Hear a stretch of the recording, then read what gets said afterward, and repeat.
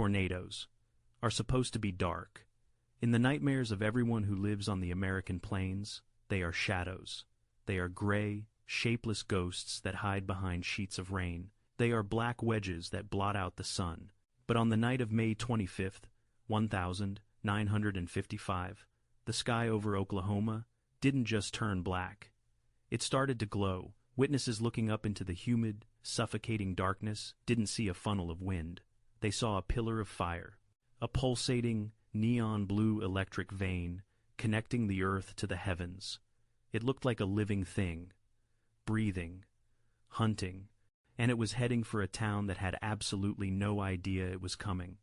This isn't just a story about wind. It is a story about blindness. It is a story about a monster that moved through the dark, erasing families who were sleeping in their beds, trusting a warning system that was already dead. In the span of 3 minutes, one specific storm system didn't just damage a town, it erased it from the map. This is the minute-by-minute account of the deadliest night in Kansas history. To understand how a town dies, you first have to understand how it lived. Close your eyes and picture it. The war is over, the economy is booming, the American dream isn't just a slogan anymore, it's something you can touch. It's the chrome bumper on a brand new Chevy Bel Air. It's the smell of fresh asphalt on the newly built highways connecting the grain silos to the cities. In the Great Plains, specifically on the border of Oklahoma and Kansas, life is good, it is quiet, it is safe. 2 towns sit on this border, separated by about 25 miles of flat, open wheat fields. To the south, you have Blackwell, Oklahoma, a sturdy, industrial hub, home to a massive zinc smelter and a glass plant. It's a town of blue-collar workers, early risers, people who work hard and sleep deep. To the north, just across the state line, sits Udall, Kansas. Udall is smaller. It's a bedroom community for the aircraft workers in Wichita. It's the kind of place where nobody locks their doors because everyone knows everyone else's business. There are young families everywhere. The baby boom is in full swing. On a Wednesday evening, the sounds drifting through the screen doors are the same on every block. The laugh track from I Love Lucy, the crackle of a baseball game on the radio, the hum of an electric fan trying to cut through the heat. These people felt safe, and why wouldn't they? They lived in the greatest country on earth, in the middle of the most modern decade in human history. They had telephones, they had electricity, they had televisions, they had conquered the night, but they had forgotten one thing. They were living in a bowling alley, and the atmosphere was picking up the ball. You see, when we look back at 1955, from where we sit today, we make a mistake. We assume that because they had TVs and cars, they saw the world the way we do. But when it came to the weather, the people of 1955 were almost as blind as their ancestors on the Oregon Trail. Let me explain. Today, if a tornado forms 5 miles from your house, your phone screams at you. You have Doppler radar that can see the wind rotating inside a cloud before it ever touches the ground. You have minutes, sometimes hours, of lead time. You know exactly where the monster is. In 1955, radar was a blurred, green mess. The United States Weather Bureau was using surplus equipment left over from World War II, specifically the AN/APS-2F radar. These machines were designed to spot German bombers over the English Channel, not spinning columns of air over a wheat field. They couldn't see rotation. They couldn't see the hook echo. All a meteorologist in 1955 could see was a blob. A bright, green blob on a cathode ray tube. If the blob got really big, they might issue a severe weather bulletin. Not a warning, a bulletin. A polite suggestion that things might get rough. And even if they did suspect a tornado, how do they tell you? There is no internet. There are no sirens in Udall. There is only the telephone operator. One woman, sitting at a switchboard, plugging wires into holes by hand. If the lines go down, the town goes deaf. And on May 25th, the lines were going to go down. Okay, let's reset the clock. May 25th, 1955. The morning starts, deceptively normal. It is a Wednesday. In Blackwell, Oklahoma, the smokestacks from the zinc smelter are puffing white smoke into a pale blue sky. In Udall, Kansas, the kids are in school, counting down the days until summer vacation. But if you were a farmer or a pilot, or anyone who spent their life looking at the sky. You knew something was wrong. It was the air. It was too heavy. The humidity in the southern plains usually creeps up slowly, but on this day, the moisture was surging north from the Gulf of Mexico like a tidal wave. It was sticky, oppressive. The kind of air that makes your shirt cling to your back the moment you step outside. The kind of air that smells like wet dirt and ozone. By 2 p.m., the dew points were climbing into the 70 seconds. For those of you who aren't weather nerds, a dew point of 70 degrees is the atmospheric equivalent of gasoline fumes filling a closed garage. It is fuel. Pure, explosive potential energy, just waiting for a spark. But fuel alone isn't enough to erase a town. You need a trigger. And on May 25th, the trigger was approaching from the west. A cold, dry air mass was racing out of the Rocky Mountains. This is what meteorologists call the dry line. Picture a battle line. On one side, you have the hot, wet, heavy air from the Gulf. On the other, you have the cool, dry, fast air from the mountains. When these two armies collide, the dry air acts like a wedge. It shoves underneath the wet air, forcing it up. And because that wet air is so unstable, it doesn't just rise. It explodes. It shoots upward at speeds of 100 miles an hour, piercing the atmosphere, creating towers of cloud that can reach 60,000 feet into the stratosphere. This is the recipe for a supercell, the king of storms. But there was a problem. There was a lid on the pot. Meteorologists call it the cap. It's a layer of warm air sitting about 10,000 feet up. It acts like a ceiling. It holds the rising air down. It stops the clouds from growing. For most of the afternoon of May 25th, the cap was holding. The sun beat down on the plains. The ground baked. The energy built up under that lid. Pressure, mounting, and mounting, and mounting. It's the loaded gun scenario. If the cap holds, nothing happens.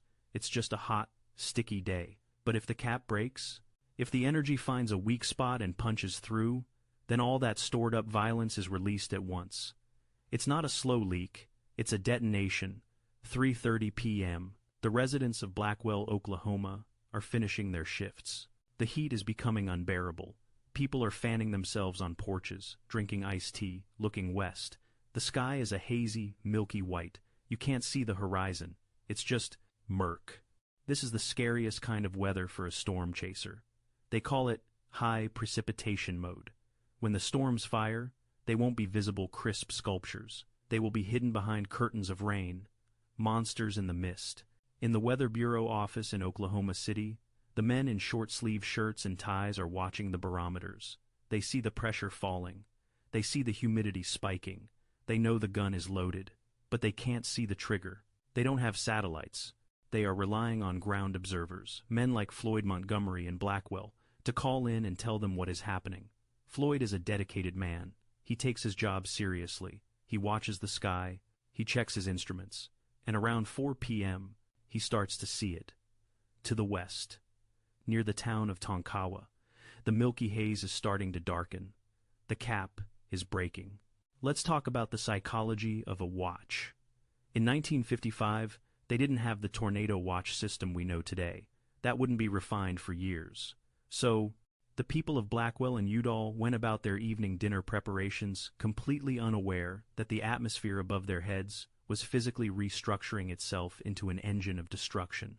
There was no scroll at the bottom of the TV screen, no beep on the phone, just the heat, and the flies buzzing against the screen, and the sound of the wind picking up in the trees. The wind wasn't howling yet. It was whispering, a low, constant rustle. The trees were nervous. 5 p.m. The first thunderstorms explode into existence. It happens incredibly fast. One moment, the radar is clear. The next, the green blobs are blossoming like mold on bread. These aren't normal thunderstorms. These are supercells. A normal thunderstorm goes up, rains, and dies in an hour. A supercell creates its own environment. It rotates. It has a heart, a mesocyclone that spins like a top. It feeds on the warm air, sucking it in from miles away. It becomes a predator. This specific storm, the one that would go down in history, formed just south of the Kansas border. It began to inhale. It sucked in the humidity from the fields. It sucked in the heat from the asphalt. It grew taller and wider, blotting out the late afternoon sun. In Blackwell, the sky turned a bruised purple, then a green.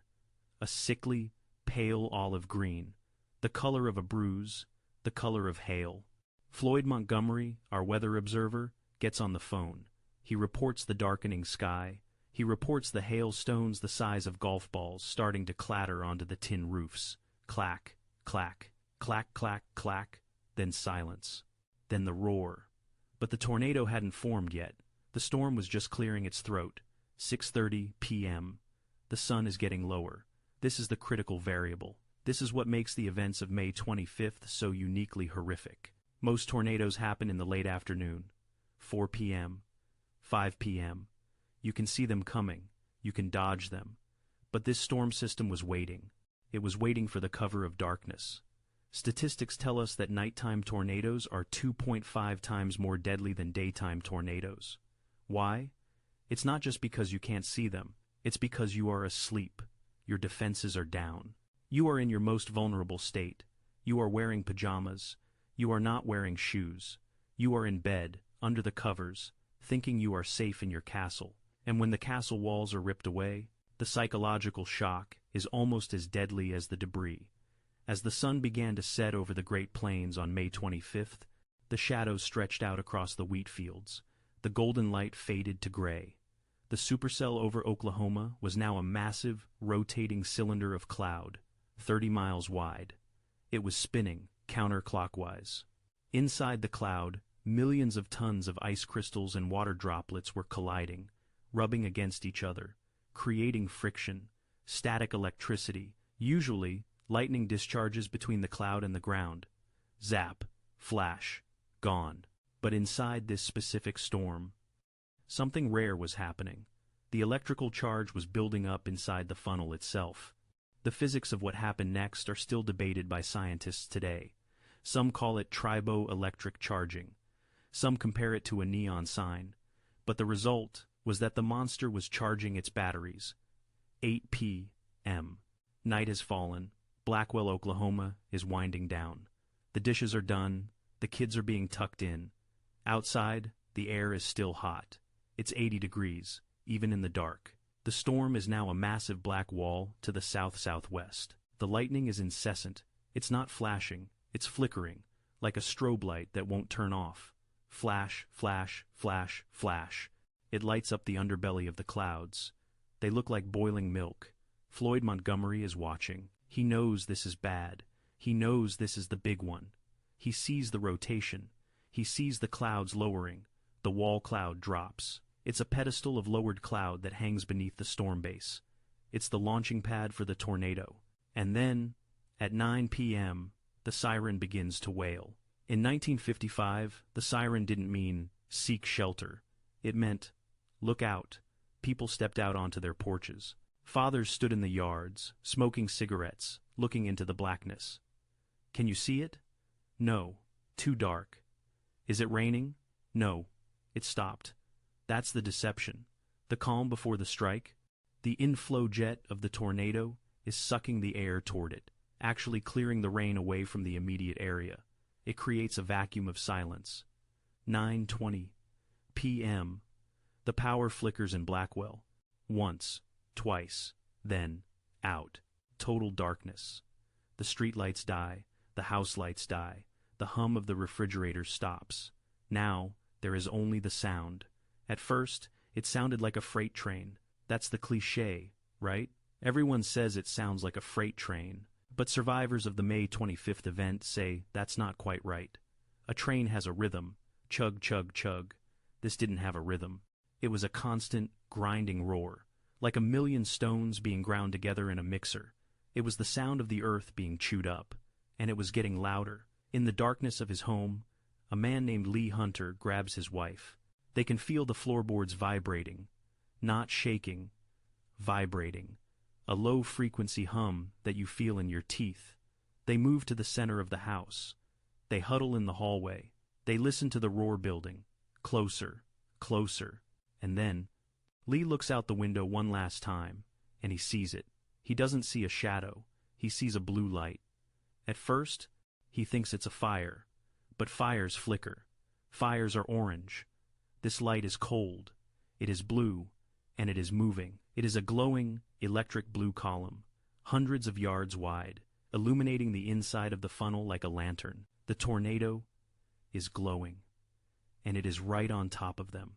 Lee screams at his wife to get down. The glass in the windows begins to sing a high-pitched whine as the pressure drops. Then the glass explodes, and the roar swallows everything. The monster has touched down. Act 1 is over. The loaded gun has just gone off. 9:27 p.m. Blackwell, Oklahoma, is no longer a town. It is a blender. When an F5 tornado strikes, the laws of physics as you understand them cease to apply. We are used to wine that pushes, wine that blows leaves across a driveway. This is not wind. This is a grinder. At the center of the vortex, wind speeds are exceeding 300 miles per hour. That is faster than a Formula One car. It is fast enough to drive a piece of straw through a telephone pole. It is fast enough to strip the asphalt off the road. And inside the Hunter home, the world is disintegrating. The roof goes first. It doesn't fly off, it lifts. The air pressure difference between the inside of the house and the inside of the tornado is so extreme that the house effectively explodes outward. The nails scream as they are ripped from the wood. Then, the walls collapse. Lee Hunter and his wife are pressed into the floorboards. The roar is deafening. It is a physical weight on their chests. They can't breathe. The air is being sucked out of their lungs by the vacuum of the storm. And all around them, that light, the street Elmo's fire. Witnesses who survived the Blackwell tornado didn't describe darkness. They described being inside a neon tube. The friction of the dust and debris swirling at 300 miles per hour was generating millions of volts of static electricity. The funnel was glowing blue and pink. Imagine looking up from the rubble of your own home and seeing arcs of lightning shooting sideways through a spinning wall of mud. A few blocks away, the Hazel Atlas glass plant is directly in the path. This is a massive industrial facility. Steel girders, brick walls. The tornado hits it and treats it like a house of cards. But here is where the horror becomes specific. The plant is full of glass, millions of jars, sheets of raw glass. When the wind hits, that glass doesn't just break, it pulverizes. It turns into a cloud of microscopic shrapnel, a blizzard of razor blades moving at the speed of a bullet. The sound of the factory being torn apart is different from the houses. It's a screeching, metallic tear. The steel beams are twisted into pretzels. The heavy machinery presses weighing tons are tossed into the fields like toys. And then, as quickly as it arrived, the glowing beast moves on. It grinds through the east side of town. It chews up the residential district. And then it lifts, just slightly. The roar begins to fade. The blue glow drifts away into the darkness to the north. In Blackwell, the rain starts to fall again. Cold, heavy rain. People begin to crawl out of holes. They call out names. Mary, John. Flashlights click on, cutting through the dusty air. The beams catch the destruction. Houses are gone. Trees are stripped of their bark, standing like white skeletons against the night. 20 people lie dead in the rubble. 250 are injured. The survivors stand in the mud, shivering, looking at the trail of ruin. They think it's over. They think the storm has done its worst. They are weeping. They are tending to the wounded. But they are wrong. The storm isn't finished. It is just reloading. Let's pause the tape here. Let's look at the map. We are at the border, the Oklahoma-Kansas state line. To the south, in Blackwell, there is chaos, sirens, screams. To the north, in Udall, there is silence. It is 9:45 p.m. The storm system is crossing the border, and as it does, it changes. Tornadoes go through cycles. They are like living organisms. They are born, they mature, they rage, and then they occlude, they choke on their own cold air and die. The Blackwell funnel, the glowing monster, dissipates just north of the town, but the parent supercell, the massive rotating cloud above it, is still perfectly healthy. In fact, it is getting stronger. It is cycling. The mesocyclone sheds the old, dead tornado and begins to tighten up again. It draws in a fresh breath of warm, moist air from the unsuspecting fields of Kansas. The rotation speeds up. The wall cloud drops again. This is the gap. The 30-minute window between the death of one town and the murder of another. Now, you are asking the question, why didn't they warn them? Blackwell has just been destroyed. The Weather Bureau knows there is a monster on the ground. Why didn't someone call Udall? This is the tragedy of 1955. Communication traveled over copper wires, telephone poles. The tornado in Blackwell didn't just kill people, it killed the network. It snapped the trunk lines that ran north. The operators in Blackwell were either injured, buried, or staring at a dead switchboard. They couldn't dial out. And even if they could, who do they call?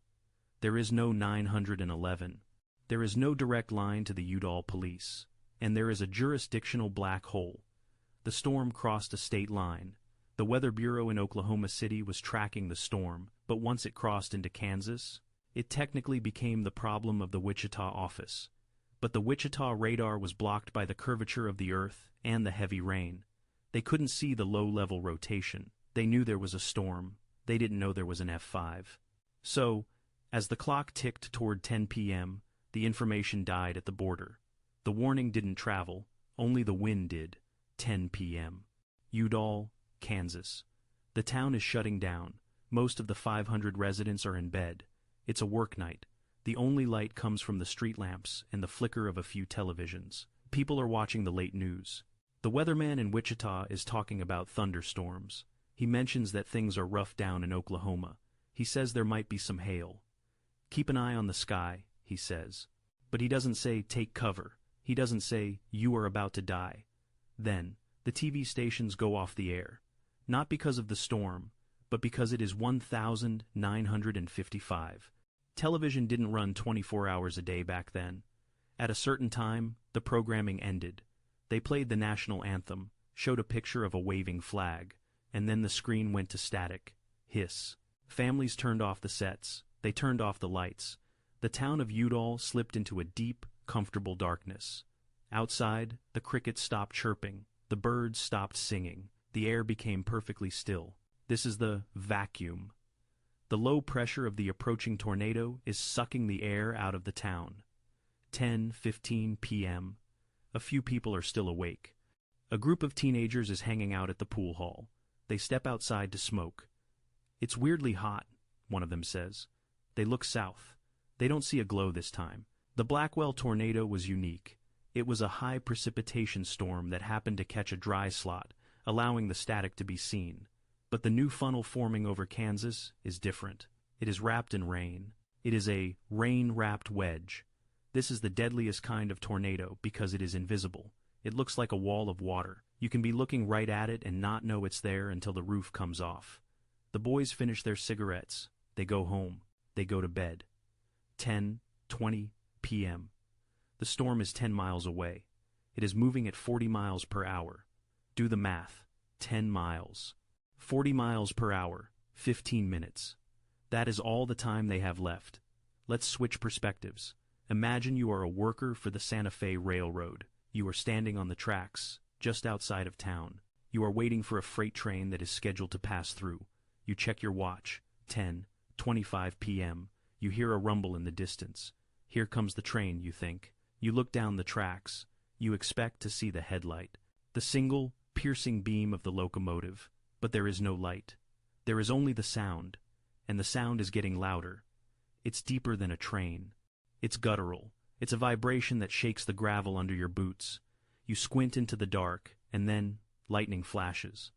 For a split second, the world is illuminated, and you see it. It's not a train. It is the horizon itself. The entire southern horizon has lifted up and is moving toward you. A black wall of clouds, churning, boiling, eating the earth. The railroad worker drops his lantern. He runs. He runs toward the ditch. He dives face first into the mud and covers his head. He is the only person in Udall who knows it is coming, and he is too far away to tell anyone. 10:27 p.m. Inside the sprawling darkness of Udall, a man named Fred is lying in bed next to his wife. He can't sleep. The air pressure is making his ears pop, pop, pop, like he's driving up a mountain. He sits up. "Do you hear that?" he whispers. His wife stirs. "Hear what?" The wind. It sounds strange. He gets out of bed. He walks to the window. He pulls back the curtain. He sees nothing. Just blackness. But the window pane is vibrating against his fingertips. 10:28 p.m. The electricity fails in Udall. The clocks stop. The electric fans spin down to a halt. The sudden silence inside the houses is jarring. People wake up. Honey, power's out. Go check the fuse box. It's probably just the storm. They fumble for matches. They fumble for flashlights. They are wasting their final seconds looking for candles. 10:29 p.m. The roar arrives. It doesn't build slowly like it did in Blackwell, because Udall is so small, and the tornado is so wide. It happens all at once. One moment, silence. The next, chaos. It hits the south side of town first. The grain elevator, a massive concrete structure, takes the first blow. It is scoured. The concrete is pitted by flying debris. Then the houses. These are wood frame houses, built in the 1,920 seconds and 30 seconds. They don't stand a chance. The wind speed is now estimated to be over 300 miles per hour. F5. The top of the scale. The finger of God. 10:30 p.m. Impact. There is no time to scream. The walls of the houses don't fall in. They disintegrate. They are turned into confetti. Fred, standing by the window, is blown backward. Not by the wind, but by the explosion of his own home. He is airborne. He is flying through the dark, surrounded by his furniture, his clothes, the bricks of his chimney. He lands in the yard across the street. He rolls. He grabs onto a tree stump. He holds on for dear life. The sound is unbearable. It is a scream that never ends. It is the sound of thousands of nails being pulled from wood simultaneously. In the center of town, the community hall, where a bridal shower had just ended earlier that evening, is wiped clean. The foundation is scrubbed bare. The water tower, a massive steel structure, is twisted. Twisted. Imagine taking a wet towel and wringing it out. That is what the wind does to the steel legs of the water tower. It crumples it and throws it to the ground. There is a story, one of the most famous from that night. A hitchhiker. A man who was just passing through. He had no home in Udall. No family. He was just a guy on the side of the road. He sees the storm coming. He jumps into a ditch. He lies there, pressing himself into the mud, the water rising around him, and he watches. He watches as the town of Udall lifts. He sees houses detach from their foundations and rotate in the air. He sees cars tumbling like dice. He sees the schoolhouse, a brick fortress, explode. He later said it looked like the town was being sucked up into a vacuum cleaner. For 3 minutes, hell is on earth. The tornado is a mile wide. The town is only a mile wide. The math is simple. The math is cruel. The storm isn't missing anything. It is taking everything. 10:33 p.m. The roar begins to fade. The wind drops from 300 miles per hour to 100 to 50 to 0. The monster moves north, toward the open fields, having eaten its fill, and then silence. Not the quiet of a sleeping town, the silence of a grave. There are no crickets, there are no birds, there are no cars, there are no houses. There is only the smell of raw earth, splintered pine, and leaking gas. The rain has stopped, for a moment. There isn't even a sound of crying, just the absolute, terrified silence of a world that has been erased. 10:35 p.m. In the darkness, a single match is struck. A tiny flare of yellow light. A survivor, covered in mud, stands up in what used to be his living room. He holds the match up. He looks left. He looks right. He expects to see his neighbor's house. He sees the horizon. He sees the moon, trying to peek through the clouds. There is nothing blocking his view, because there is nothing left standing. 10:36 p.m. The wind has gone. The monster has moved north, dissolving back into the atmosphere from which it came. But in Udall, Kansas, the nightmare is not over. It is just beginning. For the first few minutes, there is no organized response. There can't be.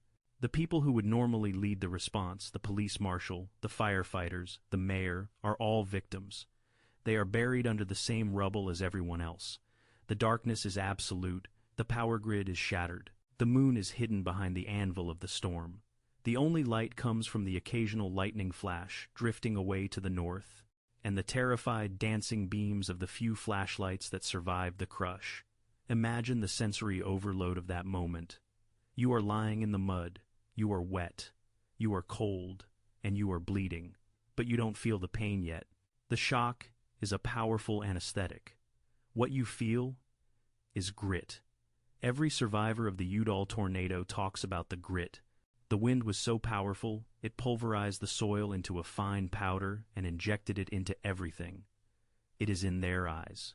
It is in their mouths. It is embedded in their skin. A man pushes a pile of lumber off his chest. He stands up. He is dizzy. He stumbles over what he thinks is a log. It isn't a log.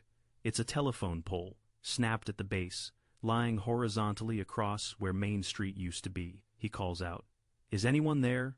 A voice answers from the dark, weak, trembling. "Help me."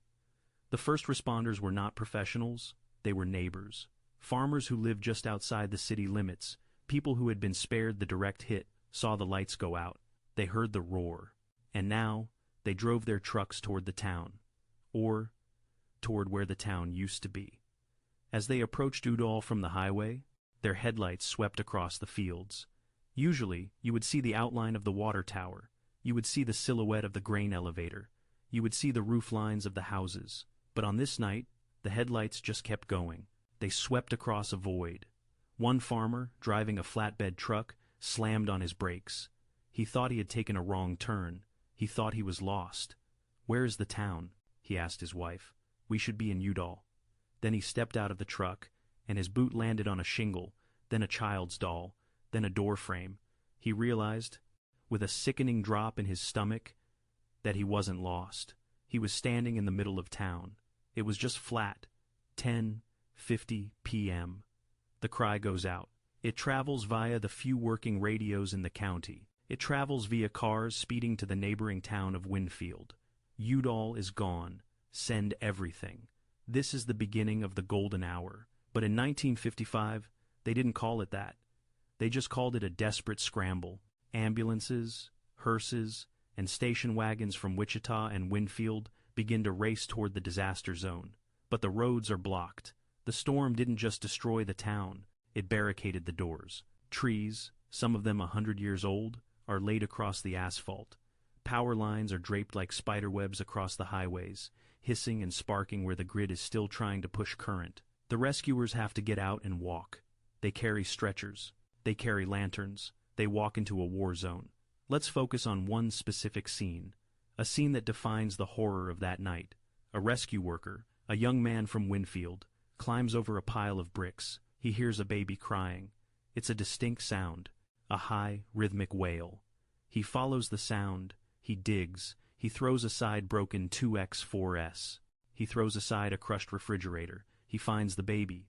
Miraculously, the child is alive. Scratched, muddy, but alive. He picks the child up. He wraps it in his jacket. He turns to find the parents. He shines his light around the immediate area. He sees a bed frame, twisted like a pretzel. He sees a mattress, ripped to shreds. But he doesn't see the parents. He realizes, with a cold chill, that the baby was found 3 houses away from where it went to sleep. The wind had carried the infant like a leaf and deposited it here. The parents might be hundreds of yards away, or they might be gone forever. This was the chaos of the night. Families were not just killed, they were separated by physics. A husband might be found in the front yard, his wife might be found in a field a quarter-mile east. Midnight. The rain returns. It is a cruel irony. After the violence of the wind, the sky opens up and begins to pour a cold, soaking rain on the survivors. This is dangerous.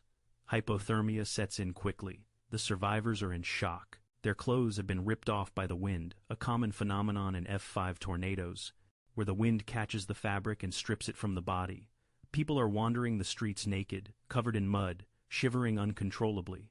The rescuers resort to desperate measures. They break into the few trunks and suitcases they can find intact. They wrap people in curtains. They wrap them in carpets. They load them into the backs of pickup trucks. There are no ambulances left. The hearses are full. Imagine the ride to the hospital in Winfield. You are lying in the bed of a Chevy pickup. The rain is hitting your face. You are holding the hand of a stranger. You don't know where your children are. You don't know if your house is still standing. And every time the truck hits a bump, the pain of your broken bones flares up. The hospital in Winfield is overwhelmed. They are putting patients in the hallways, in the waiting room, on the front lawn. Doctors are sewing up lacerations by flashlight. They are setting bones without x-rays. They are running out of morphine. They are running out of bandages. It is a scene from the Civil War, happening in 1955 America. And yet, in the middle of this hell, there are moments of impossible, bizarre survival. The barber chair story. In the center of town stood the barber shop. It was the social hub of Udall. A brick building, solid. The rescue workers reached the site around 2 a.m. The building was gone. The bricks were scattered across the street. The roof was missing. But there, bolted to the center of the concrete floor, was the barber chair. Uprooted? No. Twisted? No. It was perfectly upright, untouched. A magazine was still sitting on the seat, slightly damp but unmoving. The wind had torn the building down around it but had left the chair sitting in the center of the void, like a monument to the randomness of chaos, or the story of the horses. A farmer on the edge of town had a team of horses in a barn. The barn was obliterated. Splinters of wood were driven into trees like arrows. But the horses were found the next morning, standing in the field. They were stripped of their manes and tails, the hair plucked out by the suction of the wind, but they were alive. They were standing calmly, eating the grass, as if nothing had happened. Nature is violent, but it is also strange. The long night drags on. 3 a.m. 4 a.m. The adrenaline begins to wear off. The exhaustion sets in. The shouts for help become fewer. The silence returns. The rescuers are now marking piles of debris. They use spray paint or chalk if they have it. If not, they tie strips of cloth to the rubble. 1 strip means searched. 2 strips means body found. There are a lot of 2-strip markers. And then, it happens. The sun comes up. Thursday, May 26th. Dawn breaks over the Kansas plains. Usually, sunrise is a moment of hope, a new day. But in Udall, the sunrise brings a new kind of horror, because now they can see. All night long, the darkness had hidden the scale of the destruction. The flashlight beams were narrow. They only showed you one pile of bricks at a time. You could trick yourself into thinking, maybe the next block is okay, maybe the school is still there. But the sun tells the truth. The drone of an airplane is heard overhead. A photographer from the Wichita Eagle is circling. He looks down through his camera lens, and he weeps. From the air, Udall looks like a scrapyard. There are no streets, there are no landmarks. There is just a debris field, smeared from southwest to northeast. The trees are stripped of their bark, glowing white in the morning sun. The water tower is a crumpled ball of foil on the ground. The cars are unrecognizable lumps of metal, and the bodies. In the daylight, they start to find the ones they missed in the dark. They find them in the fields. They find them in the trees. The final death count begins to tick upward. 50, 60, 70, 75. By the time the count stops, 77 people are dead in Udall alone. Another 5 died in the surrounding area. Including the Blackwell victims, the night claimed 102 lives. 20% of the population of Udall was killed or severely injured. If that same percentage of people were killed in New York City today, the death toll would be over 1.5 million. It was a decapitation of a community. But why? Why did this happen? And more importantly, why did it happen this way? This is the part of the story where we have to stop looking at the ground and start looking at the data. We have to put on our detective hats. Because the Udall tornado wasn't just a tragedy, it was a turning point. It was the event that forced America to stop gambling with the weather. In the weeks following the disaster, a team of scientists arrived in Udall. They weren't looking for survivors. They were looking for clues. They measured the skid marks on the pavement where cars had been dragged sideways. They looked at the way the nails were bent in the wood. They analyzed the cycloidal marks in the cornfields, the intricate, swirling patterns left by the suction spots of the tornado. These were the pioneers of forensic meteorology.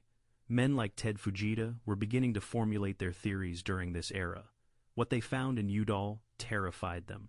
they found evidence of wind speeds that they hadn't thought possible. Before 1955, many scientists believed that tornado wind speeds maxed out around 150 or 200 miles per hour. They thought the structural damage was caused by the pressure drop, not the wind itself.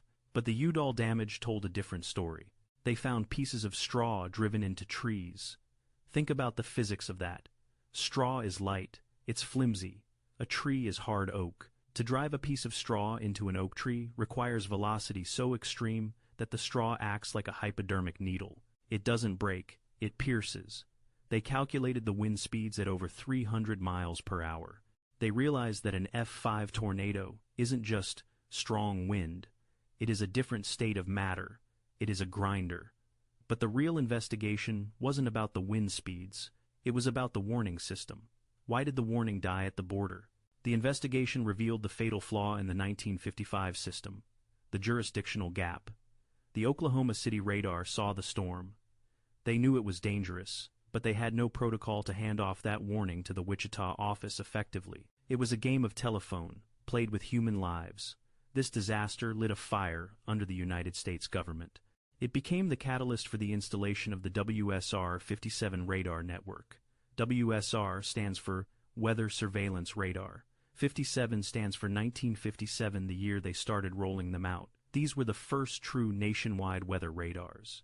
They were powerful, they were linked, and most importantly, they were watched 24/7. Because of Udall, the National Weather Service realized they couldn't just watch the weather. They had to warn the public. They developed the watch and warning boxes. They developed the siren protocols. They built the system that saves your life today. Every time your phone buzzes with a tornado warning, every time you hear that siren wail, you are hearing the echo of Udall. You are hearing the legacy of the 77 people who died because the phone didn't ring for them. But hardware is only half the story. The other half is the human toll. Recovery is a slow process. In the days after the storm, the funerals began. There were so many funerals that the local funeral homes ran out of caskets. They had to bring them in by train from Kansas City and St. Louis. There were mass services. Whole families were buried together. The Patterson family lost 6 members. The Taylor family lost 5. Imagine standing at a graveside service, looking at 5 coffins, knowing that your entire family tree has been pruned in a single night. The psychological scars ran deep. For decades after 1955, the people of Udall were terrified of the dark. When a thunderstorm rolled in, the children of the survivors didn't just hide under the bed, they panicked. They hyperventilated. Post-traumatic stress disorder wasn't a recognized diagnosis in 1955. They called it shell shock or nerves. But that's what it was. An entire town suffering from collective PTSD. They rebuilt, of course. That is the American way. That is the Kansas way. They cleared the rubble. They poured new foundations. They planted new trees. But the new Udall was different. The old trees were gone, the massive oaks that had shaded Main Street for 50 years. The new trees were saplings. The town looked naked, exposed. And the silence. The silence that fell over the town at 10:35 p.m. that night, it never really left. Even today, if you visit Udall, there is a quiet reverence to the place. So, what is the legacy of the 25th of May, 1955? It is easy to look at a disaster and see only the tragedy, to see the numbers, 102 dead, 500 injured. But I want you to look closer. I want you to look at the hitchhiker in the ditch, who survived the end of the world and lived to tell the tale. I want you to look at the rescue worker holding the baby in the mud. I want you to look at the barber chair, standing defiant in the middle of the ruin. The story of Udall is not just a story about a storm that erased a town. It is a story about the things that cannot be erased. You can tear down the wood, you can crumble the brick, you can twist the steel, but you cannot destroy the will to survive. The storm moved on. The sun came up. The town came back. The monster in the dark was powerful. But the people of the plains were stronger. They say that lightning never strikes the same place twice. But in Tornado Alley, we know the truth. The wind will always return. The difference is, next time, we'll be watching. Next time, the phone will ring. Next time, we won't be sleeping. Because we remember the night the sky glowed, and we remember the town that disappeared.